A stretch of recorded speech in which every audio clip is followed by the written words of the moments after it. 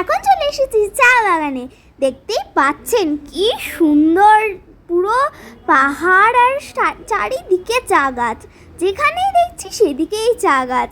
এখানে ভাবলাম আমরা ফটো তুলে নিই কয়েকটা। ওখানে দেখুন কি সুন্দর সুন্দর বাড়ি আছে, ছোট্ট ছোট্ট বাড়ি।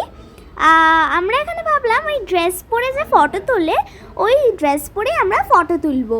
তো যাই হোক, আমরা অ্যাকচুয়ালি বাতাসি এলোপে ফটোটা তুলিনি, কারণ আমি ভাবলাম যে চা গাছ তুলতে বেশ মজাই হবে, মানে তুলবো তো না, ওই আর কি ওইটা ধরে ফটো তুলতে বেশি মজা হবে। ওই বাতাসি এলোপে তো এমনি ভিউ দেখতে দেখতে এখানে বেশি যেন মজা হবে, তাই ভাবলাম এখানে করি।